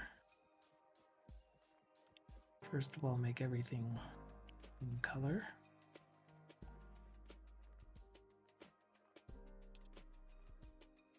Get rid of it. Add the stroke. Tell it we want button hovered border. Make it bigger. Too big.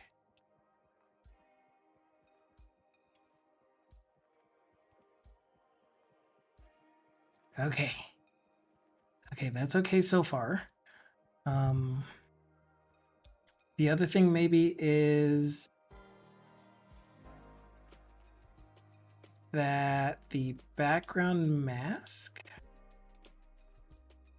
it does. What is this extra thing?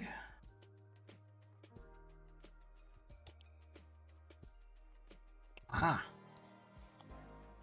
Okay. So somehow I gave them all a background color at some point in time. I was seeing some artifacts on the corners where I could see some other color poking through. I did not want that.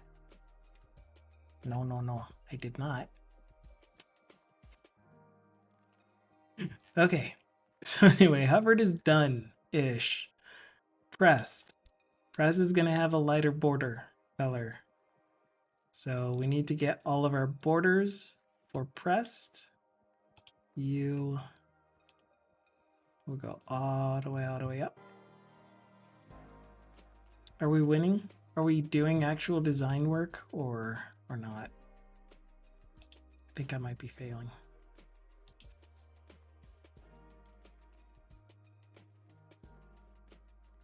Wait. Oh, no. I was like, can't I select all borders using the button? But no, I cannot. All right, so that should be all of them, I hope. We're going to give you button pressed border, and we're going to change the color for button pressed border to a much lighter color. Like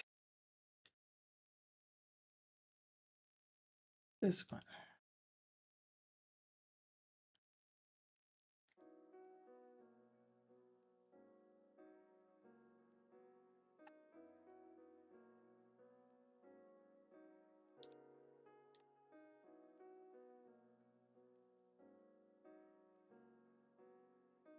So button default, hovered, pressed. Yeah, I'm so used to the color getting darker though. And that's not what I saw here, is it?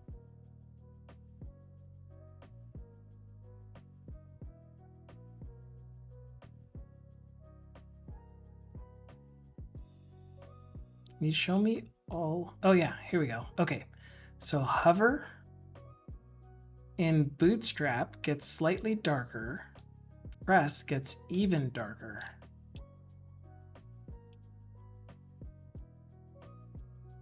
I don't mind that. It beats this border thing. Do we like the border? When you hover on a button, it gets a border. How did you guys get turned on?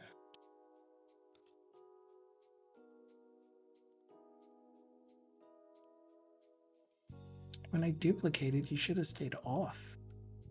Eh? Can I double click or something? Like there was this weird thing that happened when I click dragged. Oh, okay. Click drag just changes the eyeball state of everything that I'm dragging over.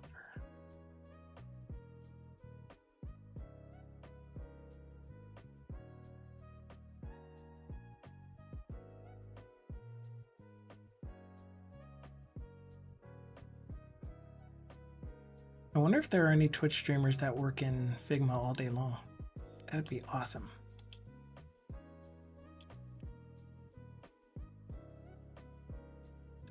No borders on the first column. You guys get a border. You get a border. You're gonna get a border.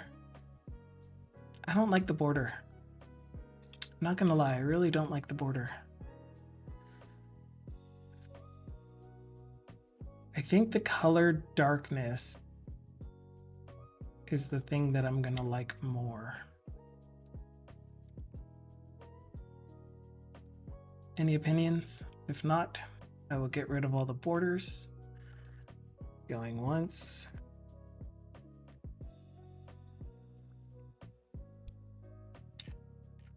Going twice.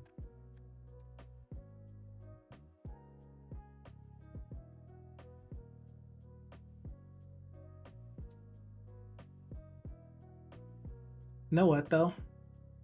For accessibility purposes, buttons are supposed to get an outline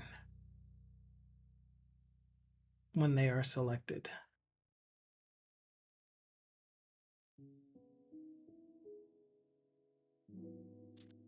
Buttons are supposed to get an outline when they're selected, so I should at least keep the border on selected.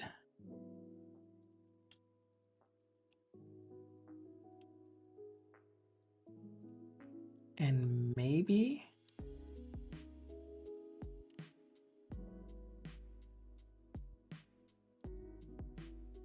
it's really hard to deselect. I just want to deselect the border.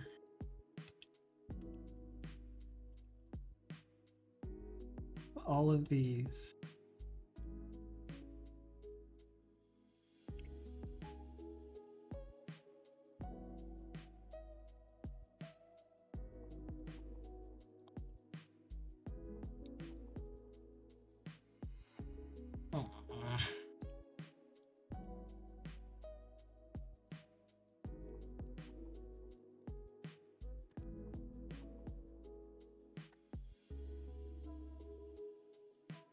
Sorry, not sorry, he means.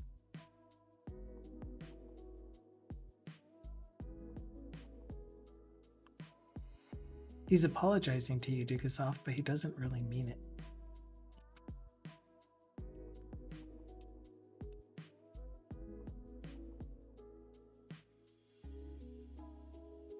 Dang it, this is... Ugh. Just do it this way. No, what did I just push? I pushed the magic button on accident. It made crazy happen. My brain almost popped.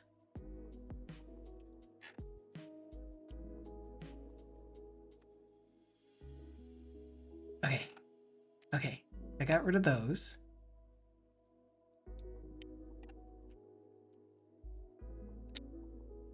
Keep it unpressed. Because when you're pressing a button, it also gets selected. So, kinda yes. Kinda, maybe.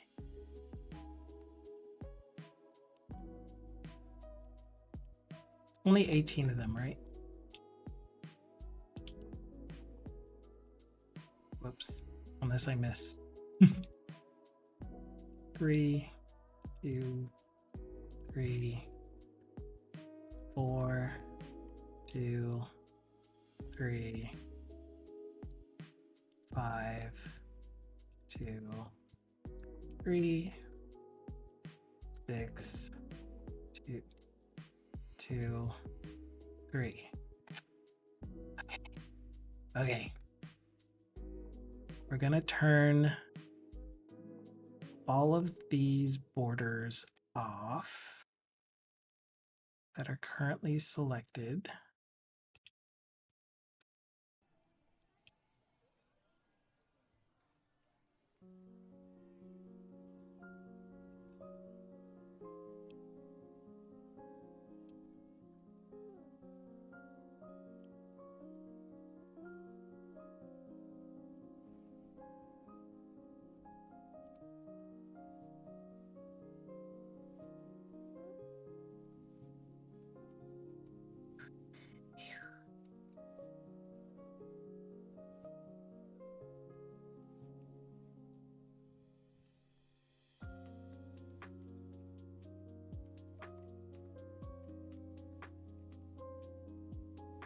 gotta be a better way to do this.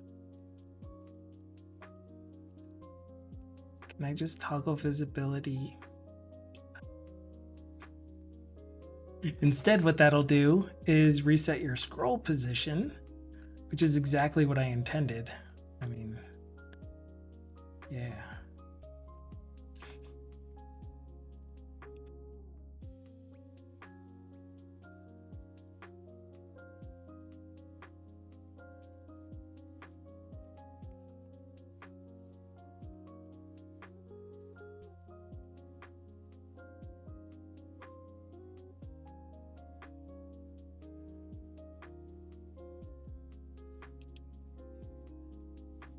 Oh, my eyes are starting to spasm now. Okay, so all of the borders on everything except for primary and selected are disabled or hidden. But for all of my borders on selected, this is going to be the last thing or second to last thing that we do because I need to end the stream. We're going to set the borders to the same light border color. Yeah, I think we're going to... There are two people that I am following that are currently streaming. One of them is getting... Actually, no, there's a bunch of people that I follow that are currently streaming, but only two people that... Free! Hey! I didn't notice when Sedlex went live, but we rated him last time. Or Setolix. Depends on how it's actually pronounced. But anyway, Big Amy is getting hounded by his community. And maybe if we go there, we can spread some love. Dig us up. Do you got love for Big Amy?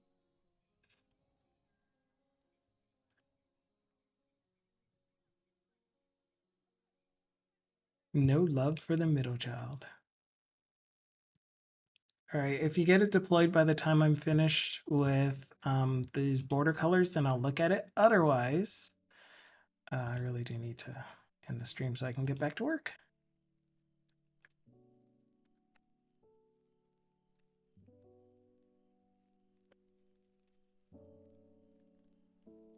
All right, we're going to use button pressed color.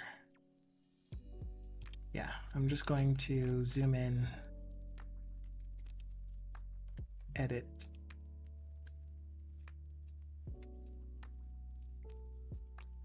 Got the color, and there we go. Okay, so we got selected and we got pressed. Selected, oh man. That'll be for Docker to determine. Why do you keep getting... I mean, yes, I do want this. I want background mask to be disabled. Oh man. Okay, select all these again. Background mask is going to be indivisible. I'm just buying Bob Ross some more time, that's all.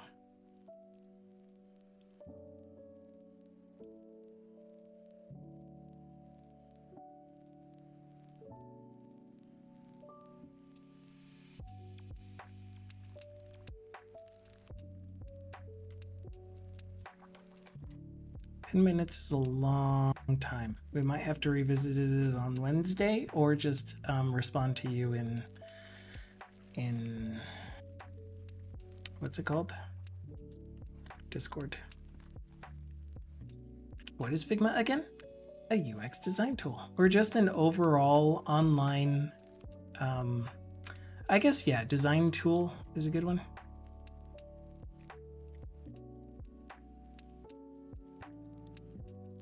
But I was gonna say you can also generate just plain old SVGs.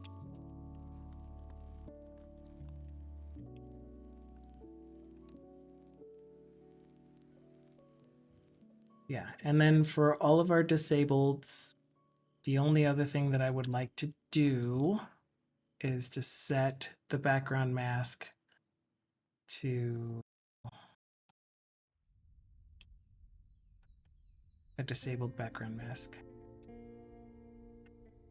Or change the color of... Oh, nope. I only have one. Oh, no, that's what it was. It was just change the opacity on the layer.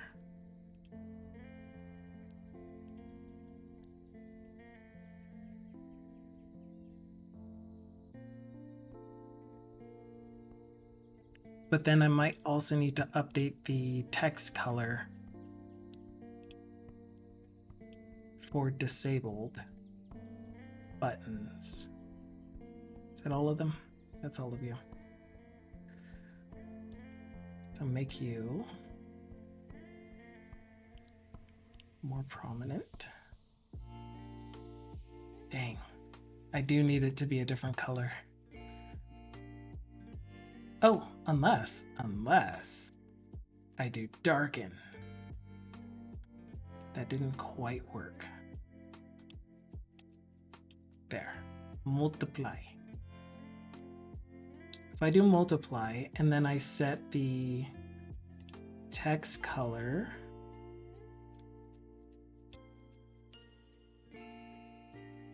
oh wait, you did the wrong one. We need the font color on all of these. Button danger foreground.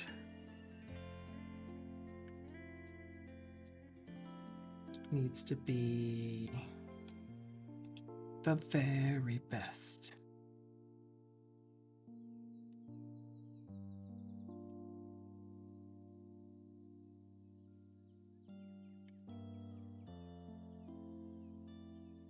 Why aren't you updating so I can see you immediately? Because that's danger. We aren't trying to modify danger. We're trying to modify disabled.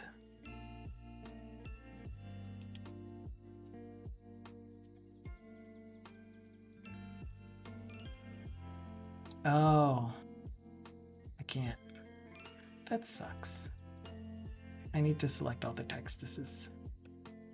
Okay, anyway, our next step after this is going to be to select all of these buttons, and it's just simply going to be turning them into variants.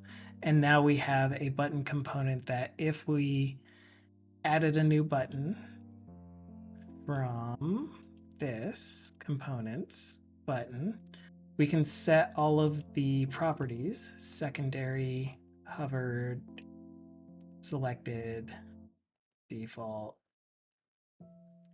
primary, and we'll get what the button should look like. We'll be able to use it wherever we want. That's the whole point of it. So did we give it enough time, Barbarosso?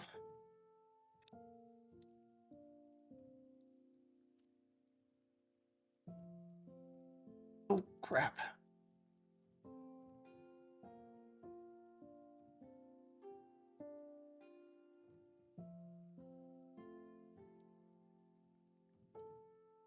Yeah, there we go.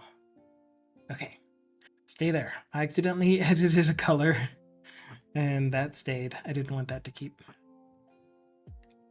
They're your worst nightmare. I thought CSS was your worst nightmare. Or they're only featured in your worst nightmares. Something. But anyway, point is we got ourselves some button components. I'm gonna go ahead and head over to this screen. Show us in BitGamey's stream if you're gonna hang out there, and then I'll click on it there. But I really do need to get back to work. I'm already 10 minutes past.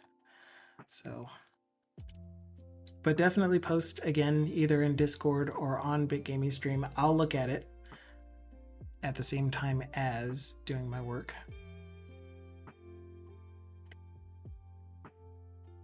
For those of you that are HSP or just sound sensitive, be careful.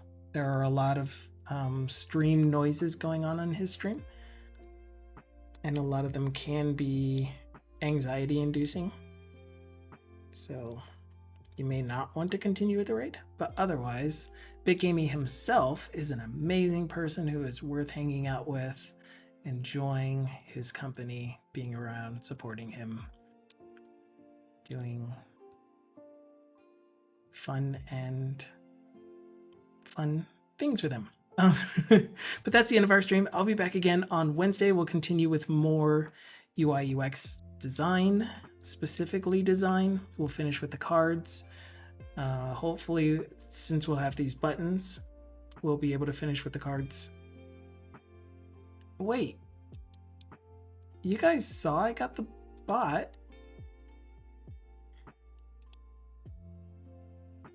Why? It says it's working.